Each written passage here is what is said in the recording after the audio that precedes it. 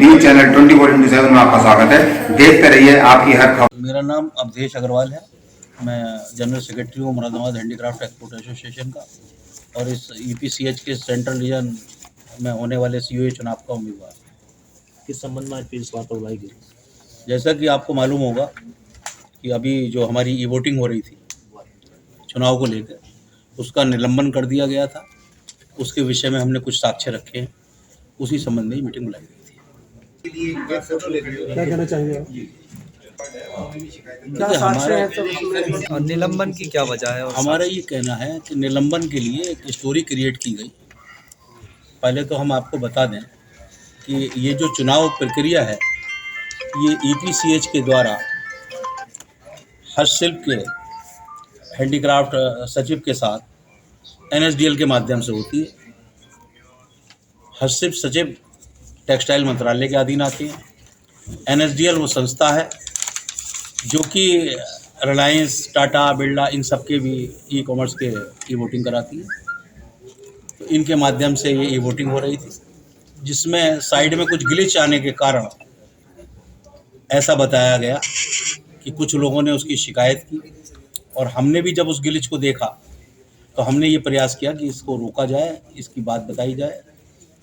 तो बिना हमें सुने हुए उसके कारण वो वोटिंग सस्पेंड की।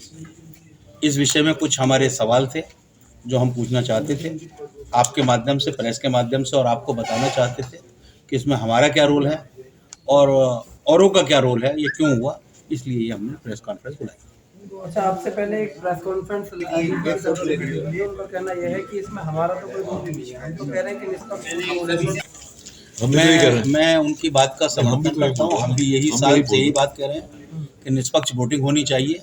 लेकिन हमारा ये कहना है आप लोगों के चैनल के माध्यम से कि जब हमने कोई भी क्राइम, अगर वोटिंग में कोई ग्लिच आई है या कहीं भी, तो वो साइबर क्राइम की श्रेणी में आता है। और जब हमने उसको पकड़ा है तो उसकी निष्पक्षता के लिए हमें साइबर क्राइम के लिए उसकी रिपोर्ट करानी चाहिए थी, हमें पुलिस में उसकी रिपोर्ट करानी चाहिए थी, हमें एनएसडीएल में उसकी रिपोर्ट करानी चाहिए थी, हमें ईपीसीएच में उसकी रिपोर्ट करानी चाहिए थी। और जिन लोगों ने भी इस काम को अंजाम दिया है उनको जेल में भिजवा कर ये उदाहरण देना चाहिए था कि आगे कभी भविष्य में इस प्रकार की घटना की पुनरावृत्ति ना हो। लेकिन जिनकी आप बात कर रहे हैं पत्रकार महोदय, मैं आपसे ये पूछना चाहूँगा, क्या उन लोगों ने कोई रिपोर्ट साइबर क्राइम में कराई? क्या एनएसडीएल के विरुद्ध कराई? क्या डीसी हैंडीक्राफ्ट के विरुद्ध कराई? या खाली ये चुनाव को रफा दफा करने का मामला था कि किसी प्रकार से ये चुनाव टल जाए और उनकी हार बच जाए? सर, ये मेरा आपका कहना है रफा दफा। उन्होंने कहा है कि हमने ऑनलाइन कराई है। ऑनलाइन रिपोर्ट होती है भैया, लेकिन रिपोर्ट शिकायत की है, मतलब उन्होंने ऑनलाइन जो रिपोर्ट कराई है भैया, वो भी उसके साक्ष्य देंगे। हम भी 5-6 दिन में आपको पूरे साक्ष्य के साथ क्लिप की बात कर रहे हैं आप, कोई वीडियो क्लिप की? जी। क्या है वो वीडियो क्लिप में? क्या है वीडियो क्लिप? मैंने नहीं देखा, लेकिन मुझे ये बताया गया कि कोई वीडियो क्लिप जाके इलेक्शन कमेटी के सामने पेश किया गया, जिसमें उन्होंने ये बताया कि साहब इस तरीके से ये फर्जी वोट डाला जा सकता है और ये इसमें ग्लिच है। ग्लिच है? हाँ। तो सर ये आपको ये कहाँ से पता लगा? ये कंफर्म कहाँ से होगा? हमें तो जब दिमाग दोपहर से दौड़ना शुरू हुआ था, जब हमारे एक मेंबर ने बताया कि 21 तारीख को उसने अपना ईमेल मांगा और उसको पता लगा कि उसका वोट पड़ गया है, तो हम ये समझे कि हो सकता है भाई ये आपस में, क्योंकि मित्रता का चुनाव है, कि हमसे झूठ बोल रहे हो कि भाई मैंने इन्हें पासवर्ड दे दिया और हमें भी ना बता रहे हो। तब जब तक ये दिमाग दौड़ा तो ये बात सामने आई कि भाई ये ग्लिच है और ये रची गई है, ये साइबर क्राइम करा गया है। इसमें बहुत से लोग शामिल हैं। इसमें जो वीडियो की बात कर रहे हैं आप, ये वीडियो लघु उद्योग भारती ने अपने ग्रुप पे जो है पोस्ट करा। उस ग्रुप से जो है वो सारे ग्रुपों में फ्लोट हुआ, वो उसी से आपको पता? उसी से मालूम चला हम लोग। अच्छा, उन्हीं के ग्रुप से? हाँ जी। अब आगे की क्या रणनीति रहेगी? आगे की रणनीति यह है कि हमने जैसे कि आपको बताया कि साइबर क्राइम में इसकी रिपोर्ट करा दी, ईपीसीएच को नोटिस दे दिया है, एनएसडीएल को नोटिस दे दिया है कि इसकी पूर्णतः जांच कराई जाए और इसके अंत में जरूर पहुंचा जाए ताकि ईपीसीएच की निष्पक्षता पे सवाल ना उठे। क्योंकि ईपीसीएच तो चुनाव कराने वाले साथी हैं, उनका ना वोटिंग कराने से काम है ना वोटिंग डलवाने से काम है।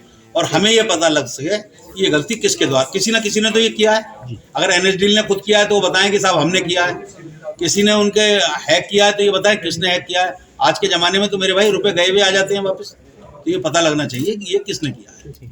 दूसरा मैं आपसे कहना चाहूँगा, अभी मैंने एक वीडियो के माध्यम से सुना कि एक हमारे मित्र हैं, बहुत पुराने निर्यातक हैं मुरादाबाद के, बहुत मेरे वरिष्ठ हैं, और मेरा ये दुर्भाग्य और सौभाग्य दोनों है कि मैं 6 वर्ष पूर्व उन्हीं को पराजित करके उनकी सीट पर विराजमान हूँ, महासचिव हूँ MHEA का। उन्होंने ये कहा कि 2 टर्म होने चाहिए COA के।